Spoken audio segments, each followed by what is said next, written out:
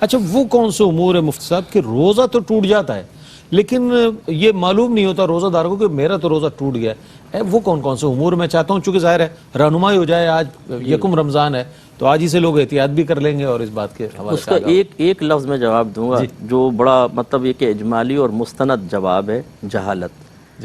ہمارے ہاں جہالت اتنی زیادہ ہے جس کی بنا پہ روزے چلے جاتے ہیں۔ مثال کے طور پہ اذان کے بیچ میں کھانا پینا، اچھا، اور اتنے استقامت پذیر اور جرأت مند مسلمان ہے کہ اگر آپ سمجھائیں کہ بھئی اذان فجر تو فجر کے وقت میں ہی دی جائے گی، اس سے پہلے نہیں، اور فجر کا وقت تو سحری بند ہونے کے بعد ہی ہوتا ہے، تو گویا کہ آپ نے فجر کے وقت میں کھایا پیا تو سحری بند ہونے کے بعد کھایا، آپ کو روزہ نہیں ہوگا۔ بڑوں کو دیکھا کرتے ہوئے لاؤ دودھ کا گلاس، وہ پی لیا صاحب، انہوں نے ماننے کے لیے تیار نہیں۔ اتنے میسج آتے ہیں صاحب گھر والوں کو سمجھا کے تھک گئے، یہ جہالت ہے۔ اسی طریقے سے سائرن پہ روزہ کھولنا اور اذانوں پہ، بعض اوقات مؤذن صاحب جو ہیں وہ پہلے سائرن بجا دیتے ہیں، وہ پتہ نہیں اس کو بھوک لگ رہی ہوتی ہے کیا ہوتی ہے، وہ بٹن دبایا پہنچ گیا حجرے میں، تو وہ گڑبڑیں۔ تو یہ بھی ایک ہے کہ اس سے اذان سے روزہ کھولنے بند کرنے کا تعلق نہیں ہے، سائرن سے نہیں ہے، وقت سے ہے۔ آپ وقت دیکھیں اس کے بعد کریں۔ اسی طریقے سے ایک صاحب نے کہا میں منہ میں پان رکھ لیتا ہوں، پی کے اندر نہیں جانے دیتا، وہ باہر پھینکتا رہتا ہوں۔ اعلیٰ حضرت رحمۃ اللہ نے فرمایا کہ چاہے منہ میں رکھے، یہ اس کے ذرات غیر محسوس طریقے سے حلق میں اتر جاتے ہیں، روزہ ٹوٹے گا۔ اسی طرح آئی ڈراپس وغیرہ جو ہیں، یہ بھی بعض لوگ سمجھتے ہیں کیونکہ پرانے فقہائے کرام نے اپنی کتب میں یہی لکھا کہ کان میں دوا ڈالیں گے روزہ چلا جائے گا، آنکھ میں ڈالیں گے نہیں جائے گا۔ کیونکہ اس وقت میڈیکل سائنس نے اتنی ترقی نہیں کی تھی تو انہوں نے ان مسائل کی بنیاد ظن غالب پر رکھی کہ شاید آنکھ میں اور حلق میں پیسے ضرورت نہیں ہے، کان میں ہے، تو انہوں نے کہا کان میں دوا سے چلا جائے گا۔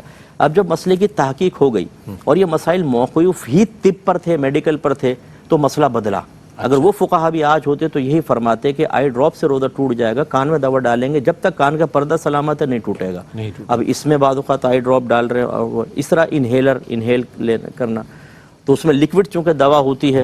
ایک مجھے بھائی نے کویسچن کیا کہ وہ ان کو نیند نہیں آتی اور آکسیجن کی کمی ہوتی ہے، اس کی ایک بڑی وجہ یہ ہوتی ہے، تو اس میں ایک وہ آلہ لگاتے ہیں جس سے آکسیجن جاتی آتی رہتی ہے تو پھر آرام سے نیند آ جاتی ہے۔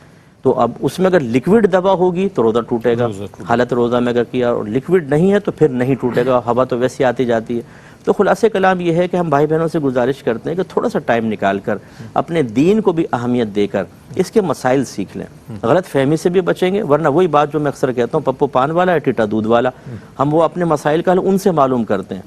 جیسے وہ ایک صاحب نے 3 طلاقیں دے دی تو وہ اماں پہنچ گئیں، کہہ رہی مسجد میں پہنچ گئی، ایک داڑھی والے مل گئے، کوئی حافظ صاحب وغیرہ ہوں گے، حافظ صاحب بچے نے 3 طلاقیں دے دی، انہوں نے کہا 60 مسکینوں کو کھانا کھلاؤ، سب ختم ہو جاتا ہے۔